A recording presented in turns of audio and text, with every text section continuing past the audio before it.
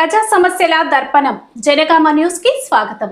పీడిత వర్గ ఐక్యతకు అడ్డుగా ఉన్న కుల అసమానతలపై పోరాడాలని కేవీపీఎస్ రాష్ట్ర ప్రధాన కార్యదర్శి టి స్కైలబ్ బాబు అన్నారు. జనగామ జిల్లా లింగాలకనపురం మండలంలోని వనపర్తిలో ఏర్పాటు చేసిన కేవీపీఎస్ శిక్షణ తరగతుల్లో పాల్గొని మాట్లాడారు.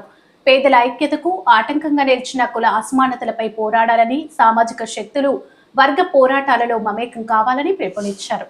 అనంతరం కేవీపీఎస్ జెండాను ఆవిష్కరించారు. ఈ కార్యక్రమంలో కేవీపీఎస్ జిల్లా అధ్యక్షులు దేవదానం, జిల్లా కార్యదర్శి పుట్ల శేఖర్, ఉపాధ్యక్షులు మబ్బు ఉప్పలయ్య, పల్లెర్ల లలిత పలువురు ఉన్నారు.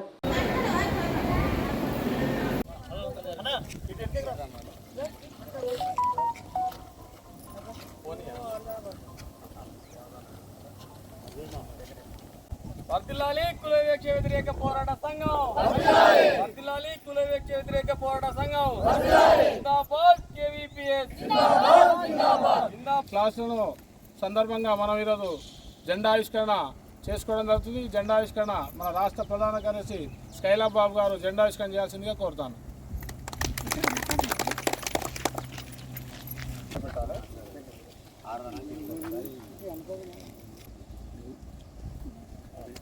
Salute. Order. Salute.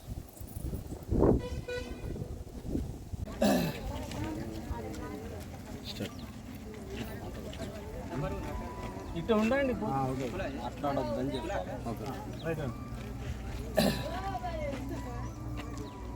దేశవ్యాప్తంగా బీజేపీ పాలిత రాష్ట్రాలలో దళితుల పైన దౌర్జన్యాలు చాలా వేగంగా హింసాత్మకంగా పెరుగుతున్నటువంటి పరిస్థితి ఉంది. ఇటీవలి కాలంలో బీజేపీ పాలిత రాష్ట్రమైనటువంటి ఒడిశా రాష్ట్రంలో ఇద్దరు దళిత యువకులు పక్క ఊరు నుంచి ఆవు దూడని రెండింటిని కొనుక్కొని వెళ్తున్న సందర్భంలో ఈ ఆవుల్ని కోయటానికి తీసుకెళ్తున్నారనేటువంటి పేరిట గూండాల రూపంలో వచ్చినటువంటి దుండగులు ఆ ఇద్దరిని అరగుండు గీయించి మురికి నీళ్ళలో ముంచి చిత్రహింసలకు గురి చేసినటువంటి పరిస్థితి జరిగింది. ఇంతటి అమానుష్యం 78 ఏళ్ళ స్వాతంత్రం తర్వాత 75 ఏళ్ళ రాజ్యాంగం తర్వాత దళితులకు ఈ స్థితి పట్టిందంటే కేంద్రంలో ఉన్నటువంటి బీజేపీ సర్కార్ డబుల్ ఇంజన్ సర్కార్. కేంద్రంలో బీజేపీ అధికారం ఉంది, ఒడిశాలో బీజేపీ అధికారం ఉంది. కానీ ఇట్లాంటి హింస ఎందుకు చెలరేగుతుంది అనేటువంటి విషయాన్ని మాత్రం పసిగట్టలేకపోతుంది. పైగా ఇట్లాంటి హింసాత్మక ఘటనల్ని ప్రేరేపిస్తున్నటువంటి పరిస్థితి ఉంది.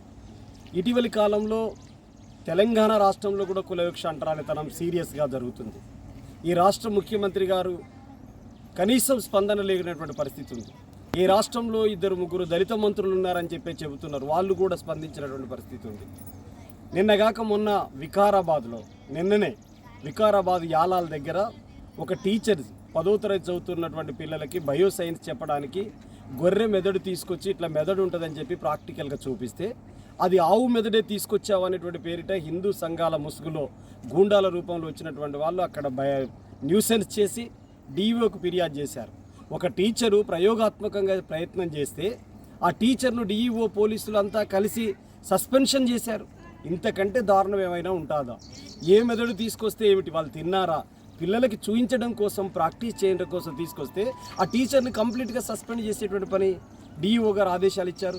కేవీపీఎస్గా మేము డిమాండ్ చేస్తున్నది ఒకటి, ఆ టీచర్ని తిరిగి విధుల్లోకి తీసుకోవాలని చెప్పేసి కోరుతున్నాను. మీరు రీసెర్చ్ చేయడానికి కూడా ఏ మెదడైనా కానీ అది ఏదైనా జంతువు మెదడు, అది పిల్లలకు వండి పెట్టడానికి తెచ్చారా, ఆమె కుటుంబంలో ఆ బాత్రూములు గడిగే పని ఆమె చేస్తున్నదా, నీకు వంట మనిషి ఉన్నదా, నీకు ఇంట్లో పని మనిషి ఉందా, హౌస్ కీపింగ్ చేసేటామా లేదా? నీకు విద్యార్థులు దళిత విద్యార్థులు కాబట్టి ఈ రకమైనటువంటి వివక్ష. బ్రాహ్మణీయ కుటుంబంలో పుట్టిన తల్లివైతే నువ్వు ఆ పద్ధతుల్లో బతకదలుచుకుంటే ఇంటి దగ్గర ఉండాలి. కానీ దళిత విద్యార్థుల కోసం నేను సేవ చేస్తా, వాళ్ళకి విద్యార్థులకి చదువు నేర్పుతా, నాగరికులను చేస్తా అని వాళ్ళందరినీ ఇంకా మీరు పాతకాలంలో మీ తాతల తండ్రులు ఏదైతే పాయకాలు తీశారో మీరు కూడా అదే చేయండి అనేటువంటి పద్ధతులలో మాట్లాడుతున్నటువంటి పరిస్థితి చూస్తే చాలా గందరగోళమైనటువంటి పరిస్థితులు నెలకొని ఉన్నాయి. అందుకని అలుగు వర్షిని లాంటి వాళ్ళు, ఈ అగ్రకుల ఆధిపత్యాన్ని చెలాయించేటువంటి వాళ్ళు గురుకులాల సెక్రటరీగా ఉండటానికి వెళ్ళలేదు. తక్షణమే సస్పెండ్ చేయాలనేటువంటిది కులవివక్ష వ్యతిరేక పోరాట సంఘం విజ్ఞప్తి చేస్తున్నది. కేవీపీఎస్ రాష్ట్ర వ్యాప్తంగా ఇట్లాంటి జిల్లా స్థాయి శిక్షణ తరగతులు జరుగుతున్నాయి. రాష్ట్ర శిక్షణ తరగతులు జూలై 19, 20, 21 సూర్యాపేటలో జరగబోతున్నాయి. రాష్ట్ర స్థాయి ఈ శిక్షణ తరగతులను జయప్రదం చేయాలని కేవీపీఎస్ విజ్ఞప్తి చేస్తుంది.